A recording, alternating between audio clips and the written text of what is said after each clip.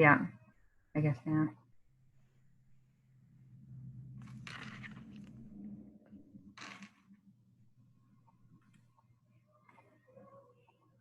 Yeah. Yeah.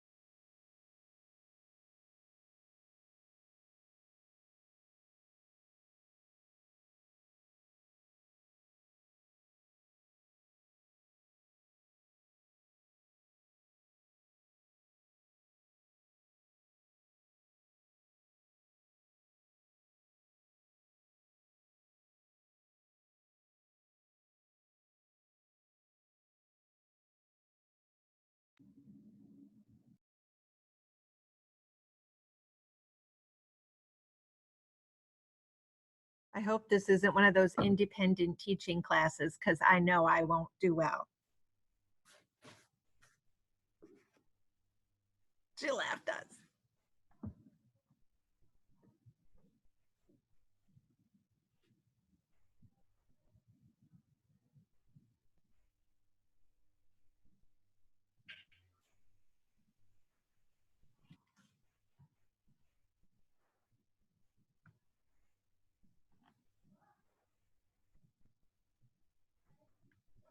Okay. Good morning, everyone. Good morning. We still have just a minute or two, and we're a pretty small group this morning. I think we're at about 18 with our attendance, maybe one or two more or less. I looked last night at about 11:30. Quinn, I think you got an email from me about midnight. If you have not already done so, please open up your Chrome browser. Make sure you're using Chrome, not Explorer or Edge. And log into your PGS Google account for me, please. That way we're ready to go.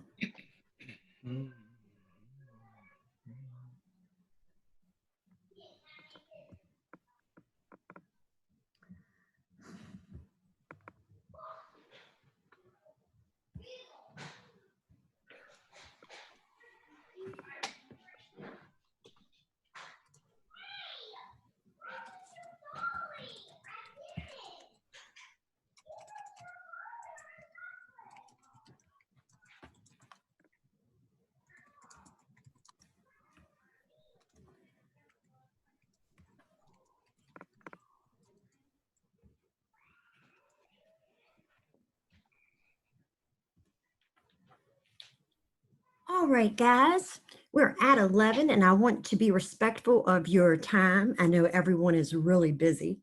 PD in our PJs this morning is on Google Forms 101. I hope to take it a little bit deeper than just creating a quiz, show you guys some other really cool features that you may or may not know about in Google Forms.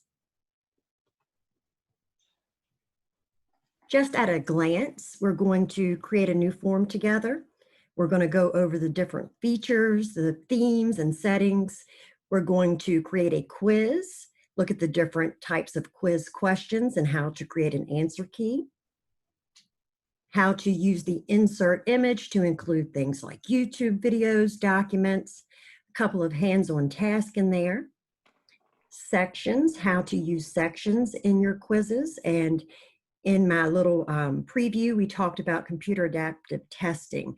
You can actually have an individual go to a new section of new questions based on their answer choice. Or if you teach at an upper level or in administration, and based on the course or position, based on their answer, they can go to a new section.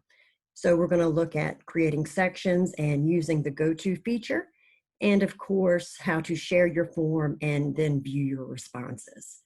If you have not done so, please open up Chrome and log into your Google account.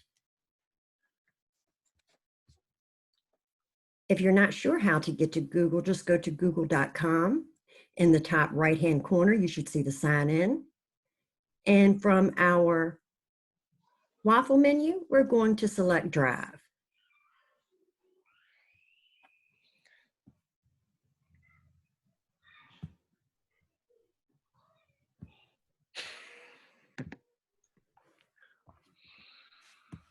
A lot of you are familiar with Drive, and you know that Drive basically drives your Google account.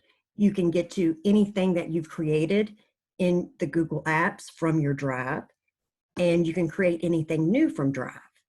So in the top left-hand corner of Drive, you should see the plus sign with new. Please click on that and drop that down for me. Forms is not listed, but if you click on more, you'll see an extended drop-down menu, and Forms is available right there. Please click on Forms for me. And if at any point you get lost, please unmute yourself, let me know. We're a very small group. I want us to all stay together and really benefit from this training.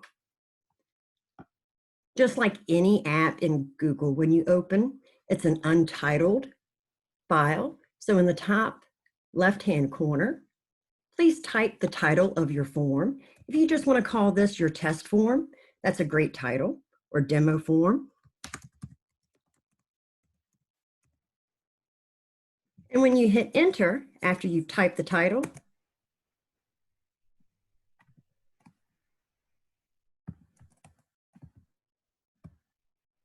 and click in the title description, you'll see that it names your form the same thing that you've titled it in the left-hand corner. That's just a quick shortcut. Okay, I'm sorry, but you said hit enter after you type it in? Yes, ma'am. Hit enter. Okay. And then take your doesn't cursor and it's- click in the title box.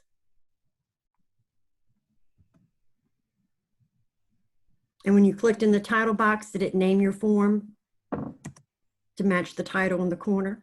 No. But I can, right? I mean.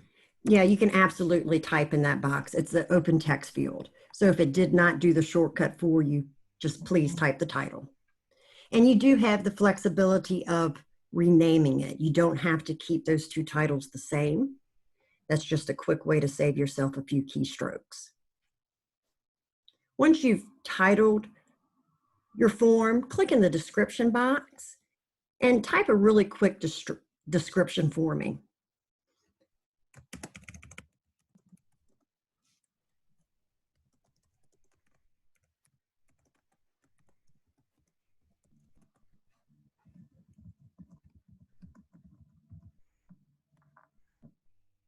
Right, and if you click outside of the title box, you have your cursor. I want to look at the top and just go across this toolbar very quickly. To save your form to a specific folder, you have a folder icon, and if you click on this folder icon, it'll take you directly to your Drive and folders you have in Drive. So you can save your form exactly where you want to save it in Drive by clicking on that folder. If this is a form you would like to have easy access to in Drive, of course, we can identify our apps by using that star to mark them as our favorites. And moving right on over to the top right, add-ons. Add-ons are controlled by county administrators at the school board office, And right now we have the choice eliminator, sort of the slash the trash tool that we have in PowerSchool. And moving further to the right, you should see themes. Let's customize our themes by clicking on the art palette.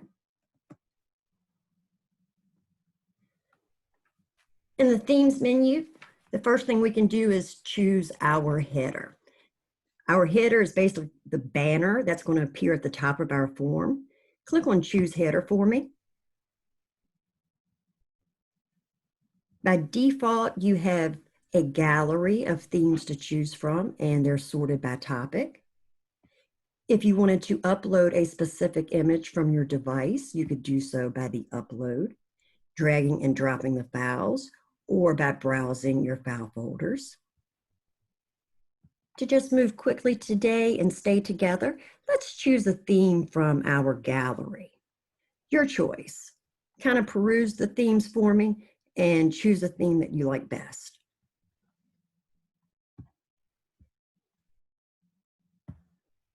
If you decide you don't like the banner, we can always go back to that theme menu and change our choices.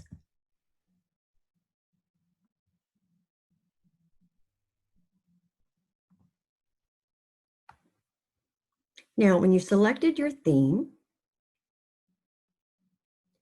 it will appear on your form, and just below the theme, you'll have theme colors. The theme colors are usually associated with the image you've selected, but if you don't like those colors and you want to choose a different color that's not available in that spectrum, click on the plus sign for me to add custom colors. And you can see the color spectrum. You can click anywhere to see the hues from light to dark. And if you click somewhere in that big box of the spectrum of light to dark, it will choose a new color for you, and you can add that color. And you'll see your palette of theme colors have changed. Now below theme color, background color, that's also going to be based on the theme color that you selected. Go ahead and choose your background color. And again, all of this is fluid. If you decide you don't like something, you can go back and edit your options through the theme menu. Font style, you have 4 choices. Go ahead and select the one that you like the best. I usually like Playful. It reminds me of Comic Sans.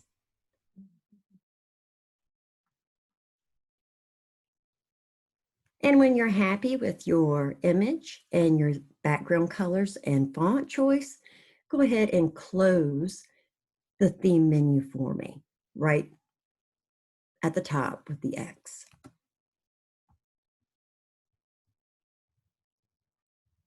Guys, do you have any questions on changing the appearance of your form?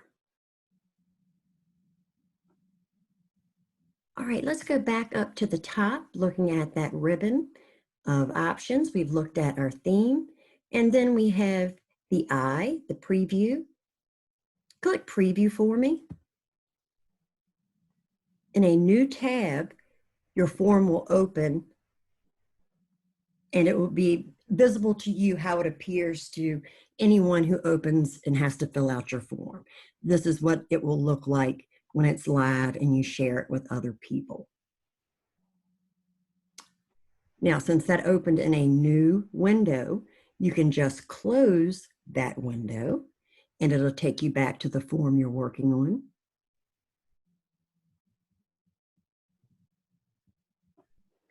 Our cogwheel or our settings, drop that down, please. We're going to go ahead and change our settings now together.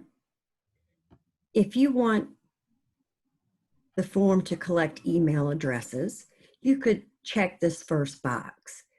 But if you check that box, it would require anyone who completes your form to sign in with their Google account. If you do not want your form to be limited to individuals with Google accounts, do not check that box. Another restriction I want us to uncheck is require sign-in. By default, I'm sorry, go ahead. I'm a little lost. Okay, where were you before I got to the theme and then I lost you? So I just need to go back just, I think, a couple little things. Tracy, at the top of your form, do you see the cogwheel or the settings? Okay, 1 second. Let's see. I can't do that. Let's see. It should be right beside the send. I think my screen with you is kind of like in my way. Look at the 3 dots. Oh, okay, wait a minute. Cogwheel. Oh, yeah. I see that. Yeah. Okay, Perfect. Yep. Just click on that cogwheel for me, and that's going to take you to settings. got it. Okay. And we want to uncheck restrict users to PGS. Gotcha. Okay. Now, if you're doing this as a quiz and you wanted to limit one response, again, that would require an email because that's how it's going to track who has completed your form. Mm-hmm. I leave that unchecked. Okay. And respondents can edit their submission or see summary charts and responses.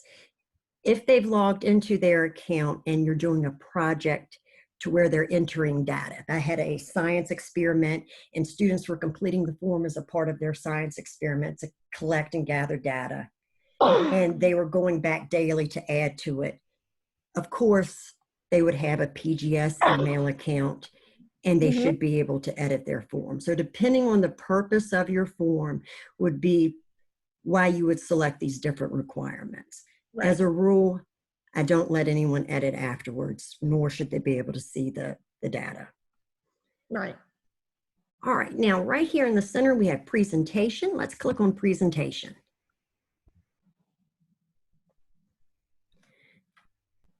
A lot of people really appreciate a progress bar across the top. They know which question they're on and how far they have to go to complete. So if you want them to see that progression bar, go ahead and put that across. Check that radial for me. Excuse me, that square.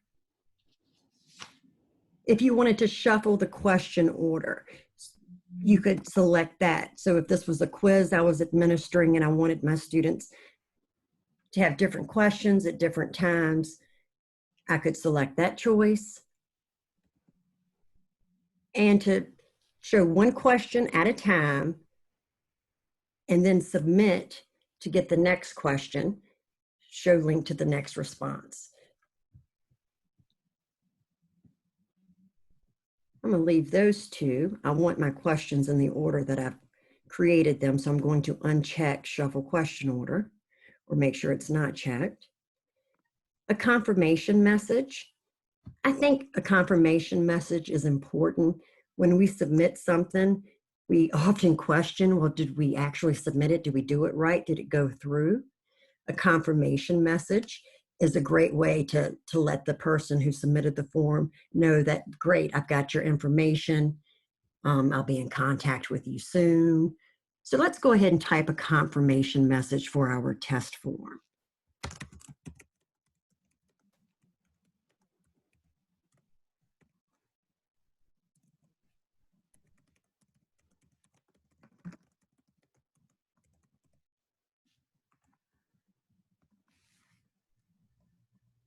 Now, I want to make our form a quiz. A quiz will actually score the information for you because we have the ability to create an answer key. I know a lot of us have access to PowerSchool, but if we wanted to do something outside the PowerSchool data, we could use something like a form to assess students. And PowerSchool does not allow you to include YouTube videos. Well, we'll see that we could create a form and have questions based on the viewing of the YouTube video. So in quizzes, first thing we want to do is slide this over to make this a quiz. If your school has access to Chromebooks, you could turn on the lock mode, meaning while they're taking the quiz, they could not access any other page in their browser. So they couldn't go to Google and search the answer. We do not have Chromebooks, so I'd never turn that on. If you would like for students to see their grade immediately after each submission, you can check that radial. Or if you want to review and maybe look at the long or short answer questions before you give a final grade, select later. And then some viewing options. As they take the quiz, they can see the missed questions, correct answers, and the point values. If you want your students to see this information, this immediate feedback as they're moving through the quiz, go ahead and check those boxes. If you do not want them to see that information, if I was creating a pretest, maybe I don't want them to know everything that they've gotten wrong because I don't want it to discourage them, I would uncheck those. All right, so once you've customized your quiz in setting options, let's hit that save button at the bottom.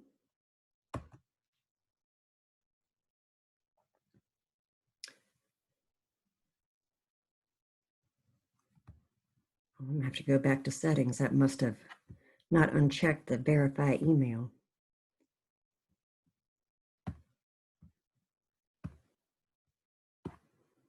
There we go. All right, now let's look at creating questions. Well, I've got a quick question. Yes, ma'am. If you is that just at the end, like after the student has already taken the test and submitted it, it'll just show them their grade and what they missed and what the answer should have been.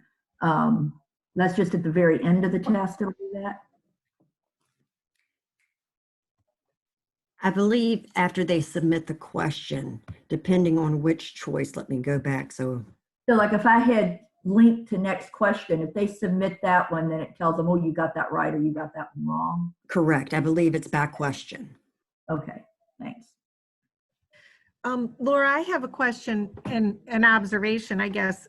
As we were changing those settings and we went through those 3 different pages, it was quizzes, presentation in general.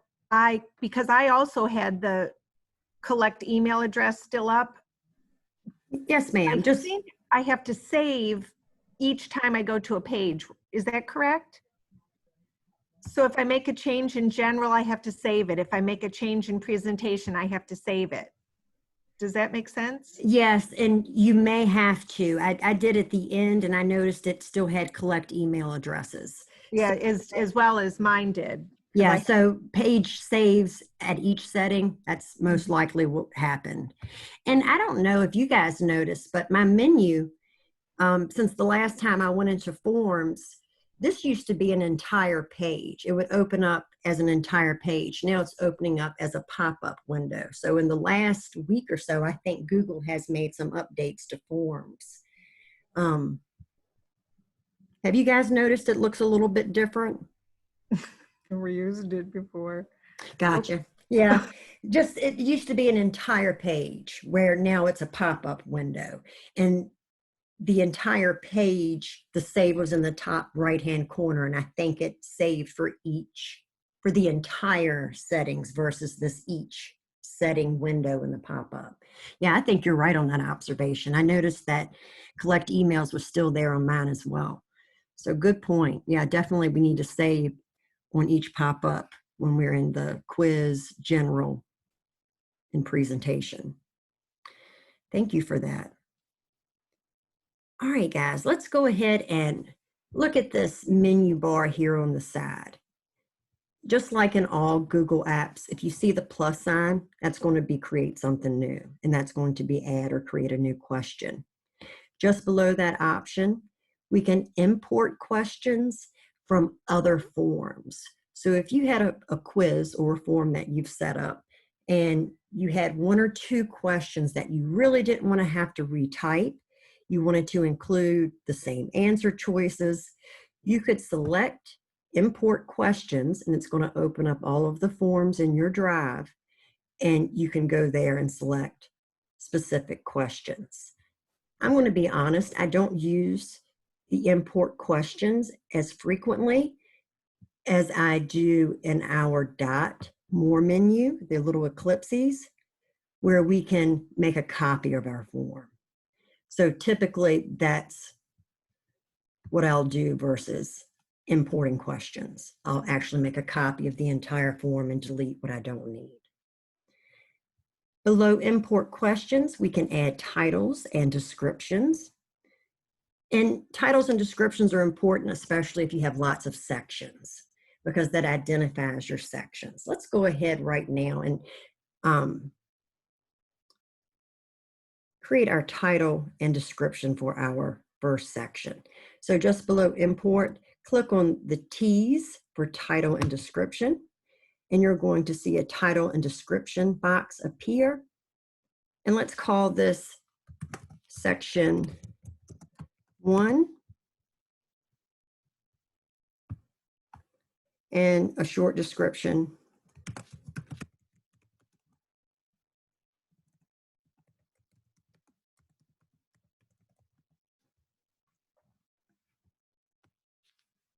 And if you click out of your box, your cursor becomes movable again. Now, right here in our form, we have our title. If we decided we didn't want our title here, hover and you'll get the crosshair near the top. You can click and drag and move your sections or your questions anywhere within your form. So if you decided you wanted to move a question around or a section title or even a section, hover at the top, get the crosshair, drag and drop. And we're going to have some time to drag and drop in just a few minutes. And if it's not already there, just drag and drop that section heading to the top of your form. And looking back at our menu. So we've added our title and description. YouTube and images, we can add those as well. And we can add different sections. Before we look at images and YouTube videos, I want to go into editing and creating a question first. Take your cursor and click an untitled question for me. And when you click in that box, you're going to see we have some options. Over on the right-hand side, multiple choice is usually selected by default. Drop that menu down and let's look at the different types of questions we can create with our form.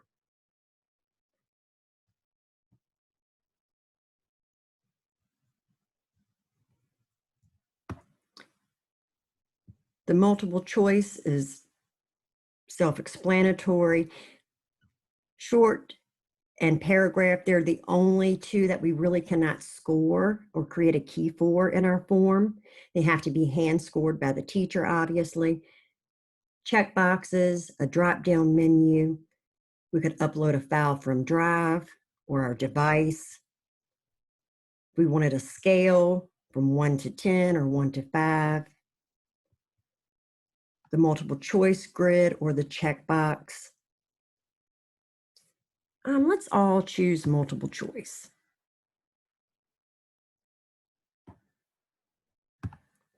And let's just type a question. It doesn't matter, just anything that you'd like. I'm going to type, how are you going to use forms?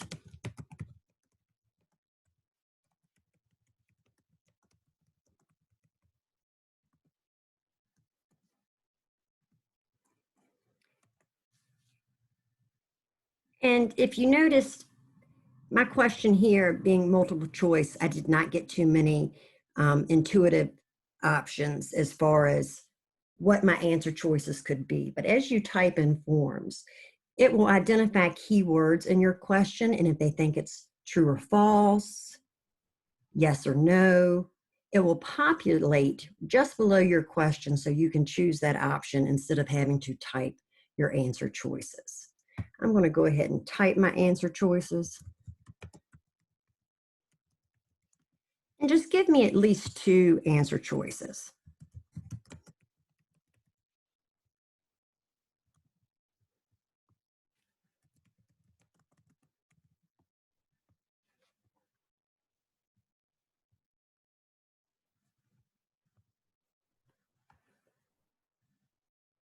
So once you've typed your question and have at least 2 answer choices. I'm just curious because I think I click on the add other, but it won't let me type in that. Is there a key to typing into that? Add other. Other allows your participant to type in their response. So that would be a blank text box in your form. So whoever's taking your quiz, Gotcha. yes, ma'am. Okay. If you wanted to write the word other, just actually type in other. Okay.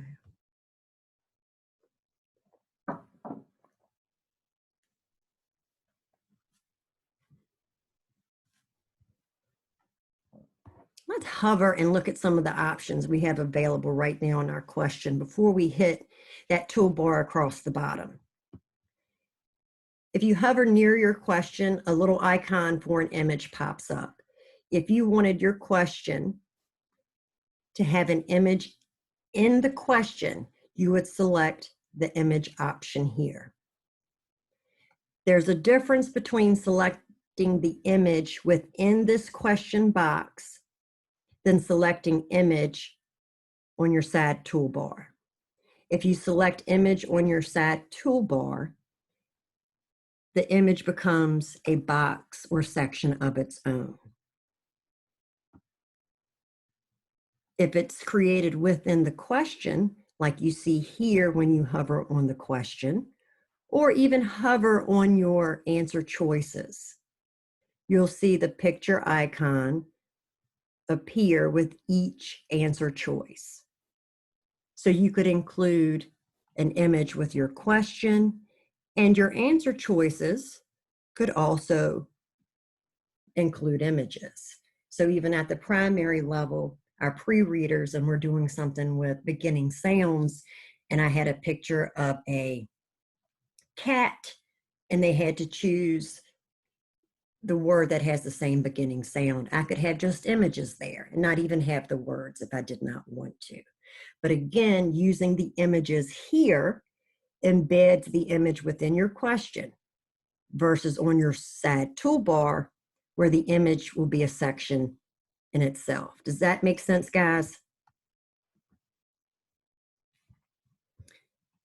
All right, now we're going to go down and look at this toolbar across the bottom. Before we get into the answer key, the duplicate is perfect, especially if it's a multiple choice and you're only changing a couple of items and you don't want to have to retype the entire question. You could always duplicate the question. If you didn't like it, you could delete it. If this is a question that is required, they can't move on until they answer it. They can't submit until it's answered. Slide that over. And then looking at your ellipses, more menu, drop that down. We could add a description within that question based on the students or the person filling out the form, their answer choice. It would take them to a different section versus going on to the next question. And we could shuffle our option orders here.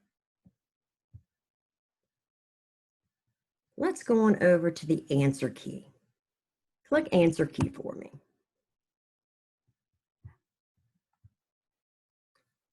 With the answer key, the first thing we have the ability to do is choose the correct answers.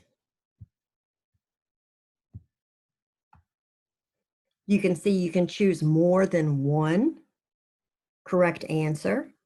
That's great, like in our TEI items where students are required to choose all of the correct answers. You have that capability here as well.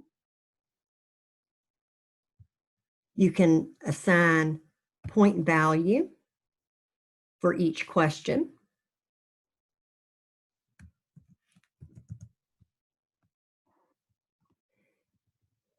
And where we looked at the feedback option in our settings, we can give students the incorrect answer feedback, maybe giving them the skills or a little bit of direction. I could include a link to a remediation document or additional work. I could include a tutorial YouTube video. So the feedback is pretty awesome.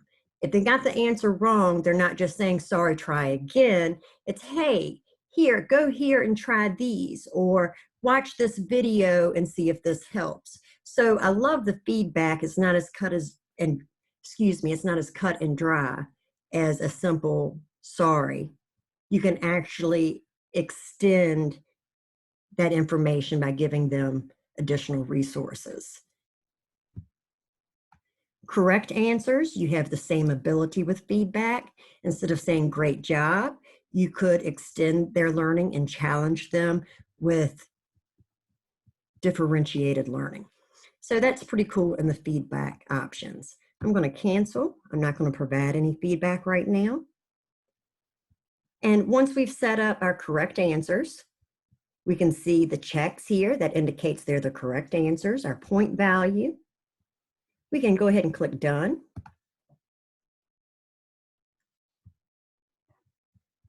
And we're ready to move on. All right, I want to create a new question. I want you guys to go ahead and create the question. If you want to duplicate this question, you may do so. Just change it up a little bit, but add a new question for me.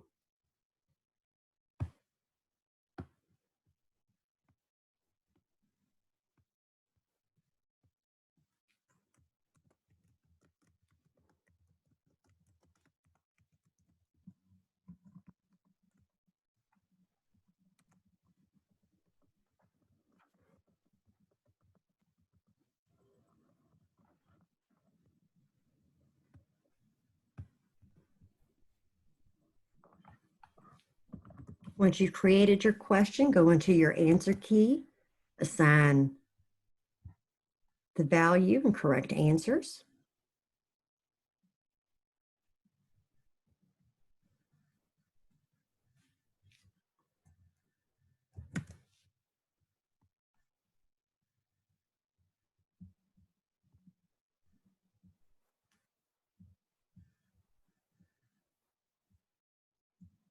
Now I want us to have 2 questions and a title so far on our form.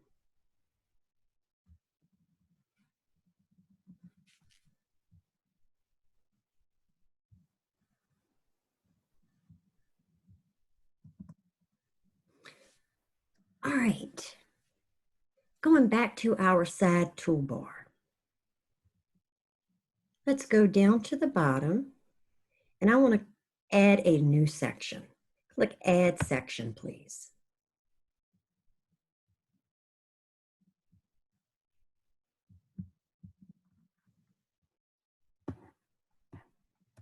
You should see a new tab pop up, and it's identified as Section 2 of 2. It does not have a title nor description, so let's go ahead and type a quick title in there. I'm going to be as creative as calling this Section 2.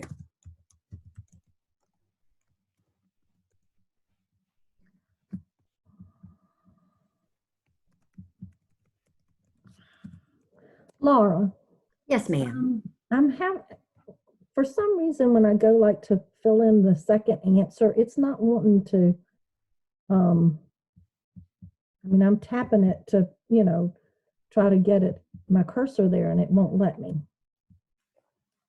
Like I did the first of the 2 multiple choice, and then the second one won't let me put my cursor there to put the word. Are you doing multiple choice? Yes. At the bottom where it says answer key, Yes. click on that. Okay. Now try to click on the correct answer. But I can't put the second choice, which is the correct answer. Have you already typed it? I can't type it. I've Okay, already- click the word done on the bottom, the right-hand side there where it says done. Yes, Click done. yes. But when I go back to my page, it's not letting me. Do you see where it says add option or other? Right. Okay. When you click on add options, did it not give you another option? It did. Okay, so just try that one and. Yes, ma'am. You should be able to type right into there and then select that if you want that to be the correct answer choice. Okay, thank you. Yes, ma'am. He's just being a little stubborn. Look, I don't know about you guys. 3 days of rain and clouds, I'm feeling a little blah. Oh, yeah. And right up here in our more menu, we always have our handy dandy undo. So if you do something that you don't like, you can always hit that undo. Right, okay. All right, so we have our section 2. In section 2, I want to pick up that second question that we've just created, question 2, and we're going to get that crosshair by hovering at the top, and we're going to click and drag that question under section 2. So no matter where you've created that question, if you don't like where it's at or you want it in a different order, you don't have to delete it and recreate it. You hover at the top and click and drag it where you would like to have it on your form. So we have our question 2 under section 2. And I want to look at our sidebar menu once again. And I want to just click on images so we can see what that looks like, but we're going to actually embed a YouTube video. Click on image for me. Okay, you said to take one of the question from section 1 and put in section 2? Yes, ma'am. Okay, but mine have nothing. Okay, I'll do it. Make sure you click done.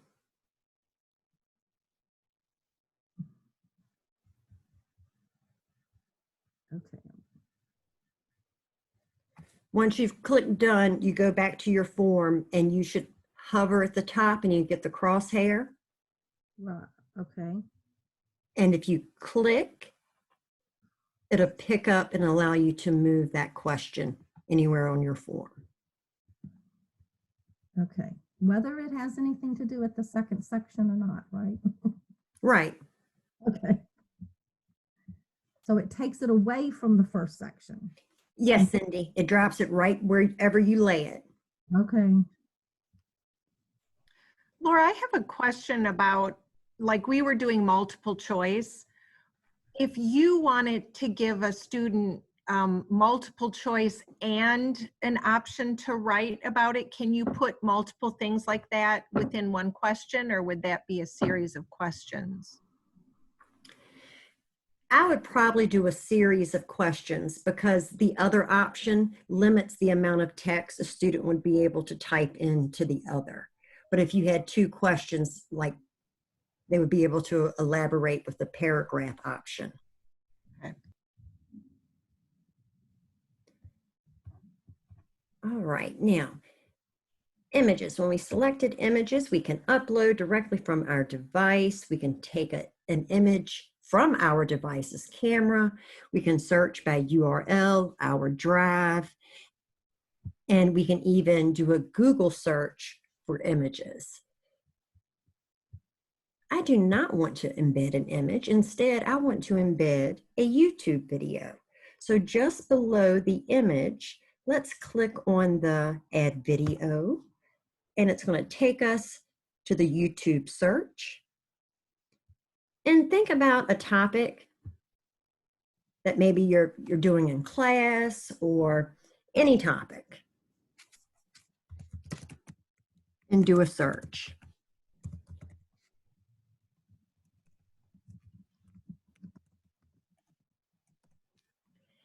If you already had the YouTube URLs. For instance, if you create your own tutorials and you already know what video you want your students to watch and answer questions about, you can, instead of searching, click on the URL option and paste the URL to your YouTube video.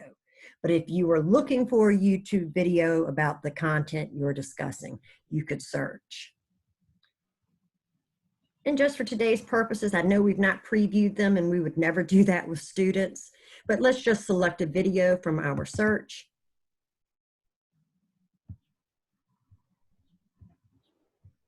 And we're going to see that it's embedded in our form.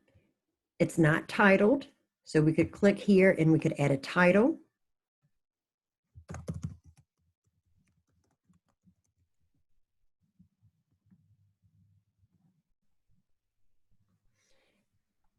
And to show you what this looks like for a student or anyone completing the form, let's go back up to our top ribbon and click the eye, which allows us to preview it like a student would see it. Click preview.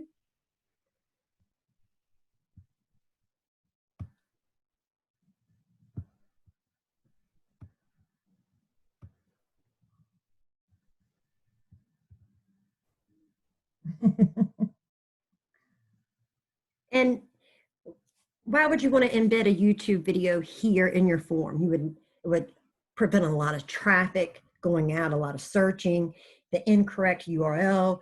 They're only looking at the content specifically that you've selected for them. It's a great way to really just streamline the content. And they can play directly from the form, just like when you embed a YouTube video on your site. I think that's really awesome. I do have a question because I can't get to section 2. Tim, you actually have to answer your question. It was required, so it's going to require you to answer that question. Okay, so I had ticked require to go on or something at the Yeah, just kind of type in there a little bit or choose the option and move through your form. It's okay. It's just in preview. So yeah, answer your question so you can go to section 2. Good point. Yes. I know, I was like, can't get there. No, always ask. I told you we're a small group. I've got my coffee. We're laid back. We don't stress. We just learn stuff. And I love that embed feature. From kindergarten to 12th grade, I can see so many possibilities. Guidance counselors, when you're talking about certain content areas and subjects that you're exploring in your classrooms and you want them to see a video on that piece of community learning, you could just include the video there with some questions. So cool. All right. I've got a question. Sure. I had not clicked go, I did not have to click an answer to go to my next question. Could a student, if I didn't do that, is it possible a student can go back and before they submit the test, if they're not submitting for each question, could they go back and, change answers before they do a final submission? I'm not sure. That's a good question. I see I have the ability to go back to the first page. And if I go back, I could change my answer. So that would probably require in settings to submit and move on with each question choice where we had in our settings. Yeah. All right, I'm going to close the student view. Let me go back to settings to see if I can answer your question better.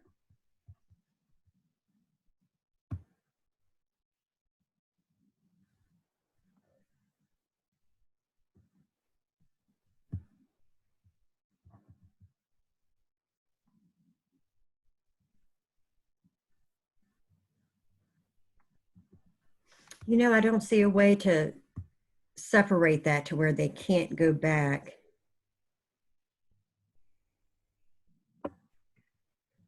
So no, I don't know if we can prevent them from going back and changing their answer. Well, I don't mind if they do that. I know if they can see an answer later on that helps them figure it out. Right, yeah. So if that's okay with you, that's great because I don't see a way to block that. I will do some research on that. Let me write that question down. All right, so we've got our YouTube video, and the whole purpose of putting this YouTube video in our form is so our students would watch it, be able to glean some information from it, and to tell us about it. So we're going to go back to our side toolbar here, and let's click and add another question. And we're just going to make up a question, watch the video.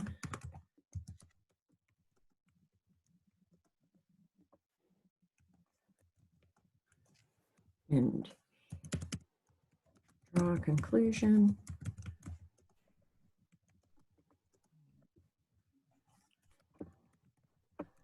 Character's motive. And I'm just making things up. I'm going to make this question paragraph.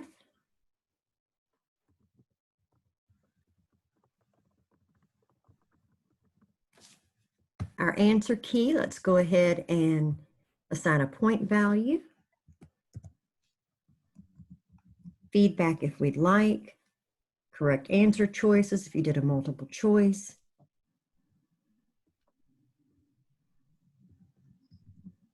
And then select done for me.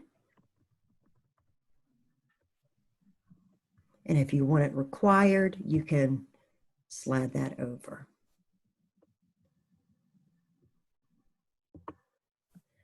All right, now, remember as we were kids, we had those stories where we could choose our own ending. For creative language arts teachers, you could actually create a form to where it was a story, and based on the students' answers or what they wanted to do in the story, they could go to a different section.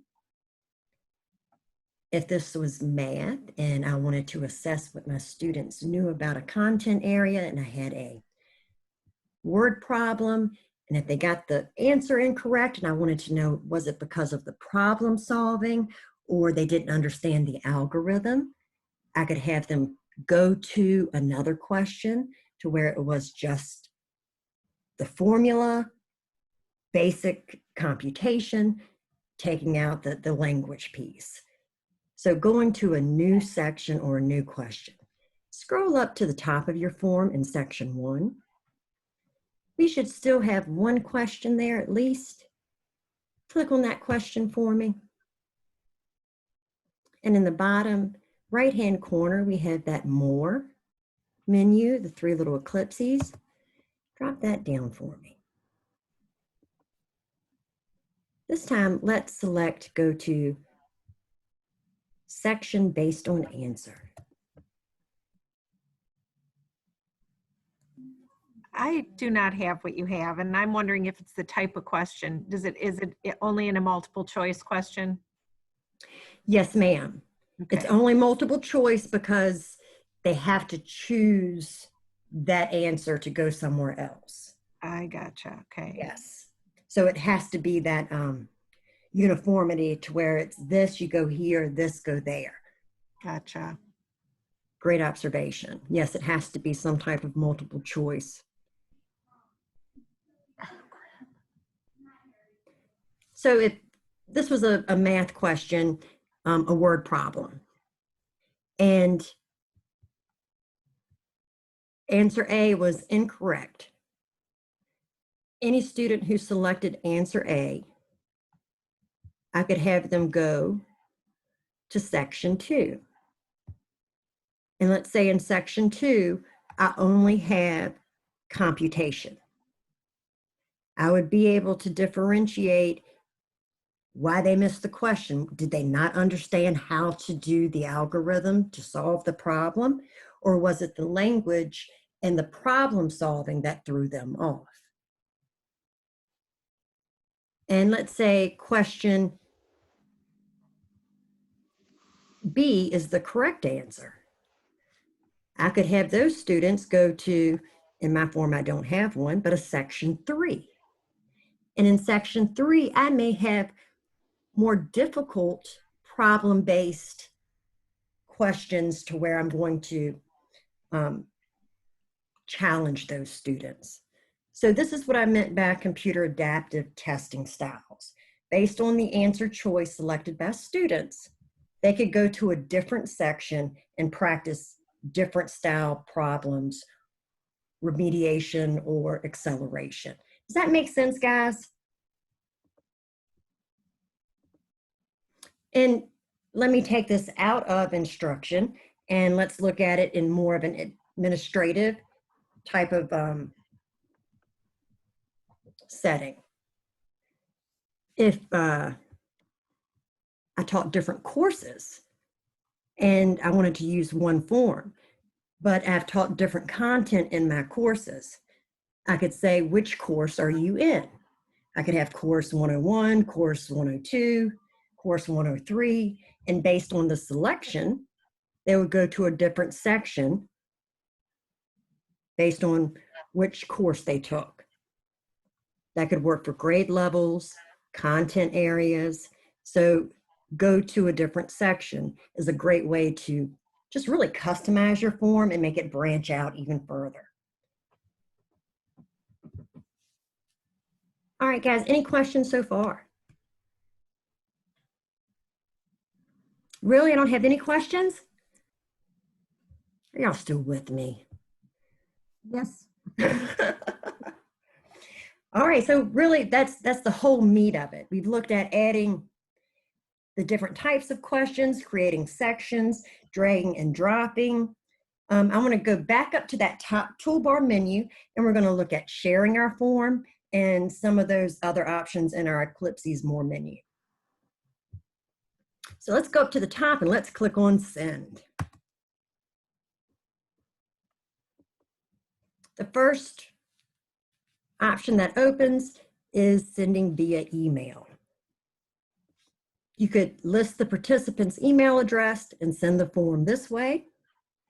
Or at the bottom, you can add collaborators. Collaborators are individuals who will have the same permissions basically that you do with the form.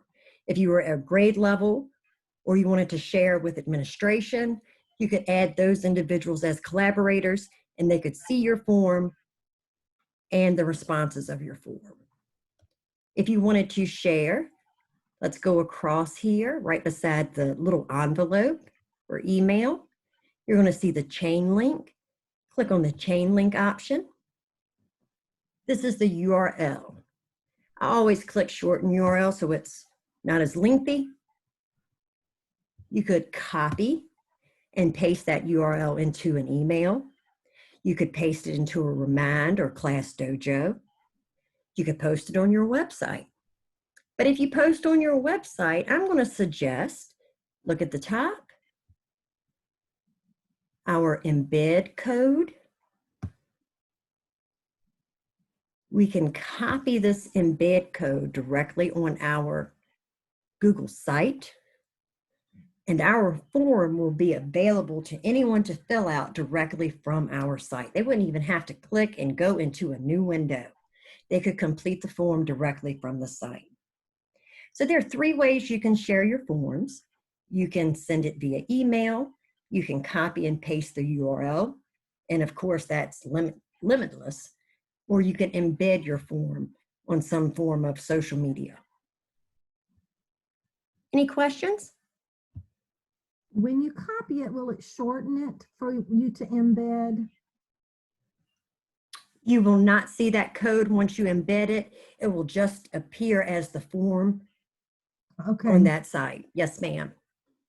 Like when you embed it in your Google site. Yes, ma'am. Okay. It'll appear just as the form and you can scroll right through it from your site. Awesome. Thank you. Yes, ma'am. All right, now I want to click over here on the Eclipses, the More menu. And of course, I told you guys a little bit about the undo there. You can make a copy of your entire form. So if you wanted to have copies of this form for different years, you could copy the form every year. If you wanted to make copies for different purposes, just copy the form. If you wanted to trash your form, you could. Getting pre-filled links, I've not used that option. Basically, that will add in information that you want already there. I've not used it. I can't tell you much about it. You can print your form. You can add collaborators here.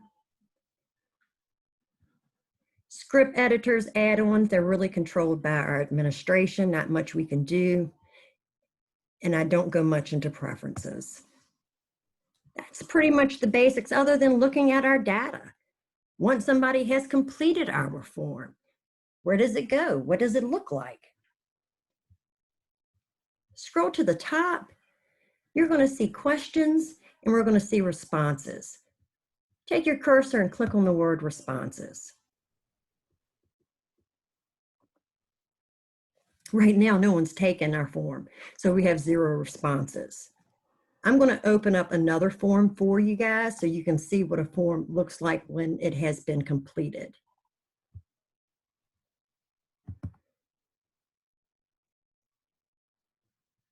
All right, this is our PD in your PJs RSVP form for today's session. When you guys completed the form, you knew what the questions were. I'd like to attend, your full name, the multiple choice questions. Let's see here.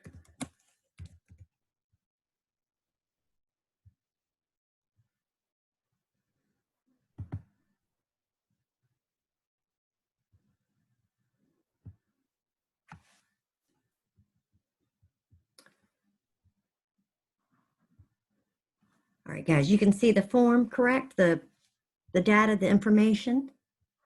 The first question was, you'd like to attend?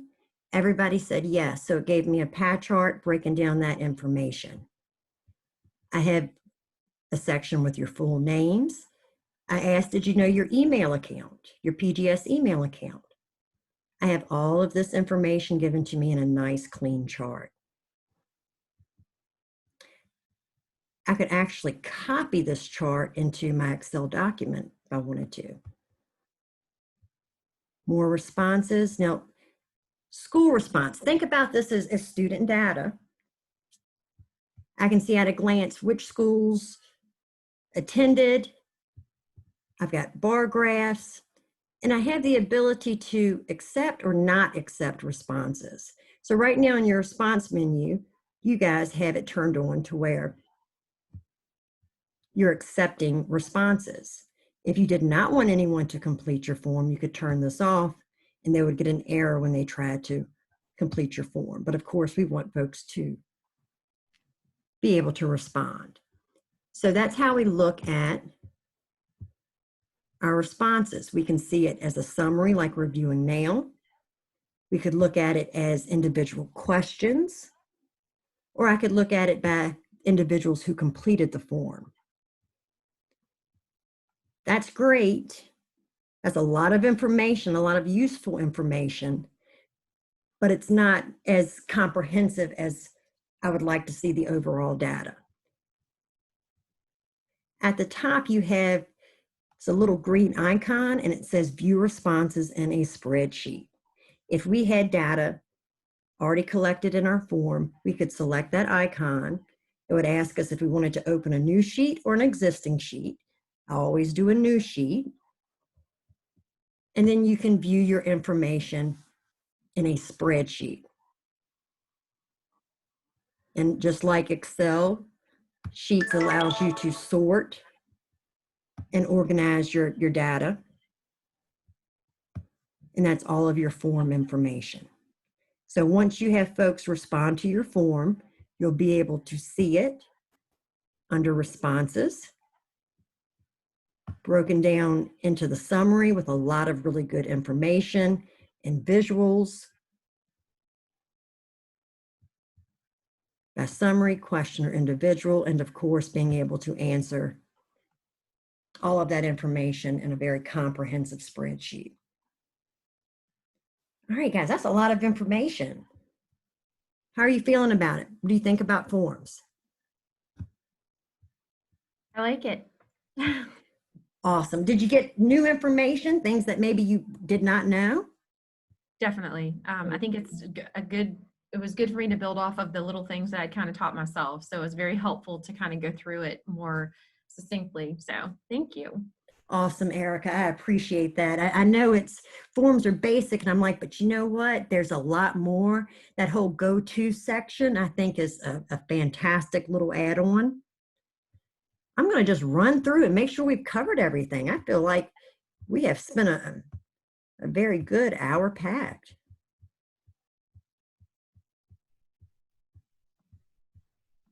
Beautiful. Perfect. Now, if you wanted additional resources, if you wanted to get Google certified, if you just wanted additional PD training points, you can always go to the Google Training Center. You have the ability to pick and choose by choosing what you want to learn about. The beginners, intermediate, and advanced. I've kind of picked and choose from all of those areas. So if you want to just kind of peruse some of the things you can do in form at those 3 levels, please go ahead. There's a cheat sheet available for you in addition to the presentation. And the attendance link is on the last slide. Guys, your form that you created with me today, I will need you to share by clicking send, getting the URL, the chain, copying and pasting it into your attendance form, please, so I can make sure that you get credit for attending today's session. Can we add to it before we send it to you? Absolutely. Okay. And you know, it all saves in Drive. So once you send it, you still have the ability to edit and change. And I would see the lab updates. I have a question about all of these PDs that you've done. Do they in any way count toward the Google certified class that they teach in the county? No, they do not. Okay. I know that's a totally different program that Chrissy and Wade do together. Okay. And that's after school in person. Gotcha. This was just something I was thinking, gosh, what can we do right now to have in our hands? Some training Oh, that. it's been awesome because it's been very helpful. Thank you. Thank you, Especially Cindy. this new way of having to teach. Yes, ma'am. Thank you very much. I appreciate that. And I really appreciate you guys coming. I know you're very busy and it's a lot. Thank you, Laura. Thank you, guys. If you don't have any more questions, please complete the attendance form when you get a moment. Closer to the, I don't know, probably mid-June, I'm going to try to send out participation certificates based on attendance. And that attendance is solely based on whether or not you completed the form on attendance. So after each session, you know, I have that attendance link. Make sure you've completed that form for every PD you attended. So when I go through and I start sending out emails, I'm just using that spreadsheet from the attendance link. Gotcha. Thank you. All right. What if you do the video what if you didn't attend it, but you did the video afterwards that you posted? And you had included your information on that attendance link for the video? No, I haven't done. I just asked if that was. Just as long as you go in, I think I have it set up to where I attended the live session or no, I watched the video. Okay. So if you watch the video, I'm still going to give you credit points because you still have to include the links to your hands-on tangible pieces. Thank you very much. It's a lot, but it's really cool. Awesome. Thank you, Tammy. You've come to all of them, I think. Almost all of them, right? This is my 3rd one and I love it. I feel like I've been missing out on all this cool stuff for a while. Oh, no, don't think you're missed out. Just think that you're moving forward and you've got all this ahead of you. That's exciting. Well, you know, it is exciting because in a normal school year, I don't have time to do this. And so I feel like this is a really good opportunity. So, yay, thank you. I agree 100%. You're very, very accurate on that. Beazley teachers, I give them Tech Tuesdays. We had to move to Tech Thursdays this year, but it's a lot and you guys have a lot on your plate. So to have something that feels like it's extra, that makes it less, I don't know, achievable because you don't have time for extra. But if you see it as something you're already doing and having to do and it's making it easier, I think it makes a difference. Yeah. Well, guys, I so enjoyed it, and I'm not going to keep you. I went a few minutes over, but we covered a whole lot. I can't think of anything else that we need to meet for this year. Is there anything pressing on your minds that you really want to learn about?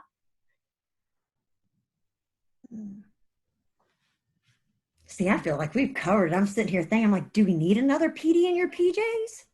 3 weeks, that's all we have. Good stuff. Awesome. You ladies have a wonderful day, and I will see you soon. Thank you Laura. very You much. too. Thank you.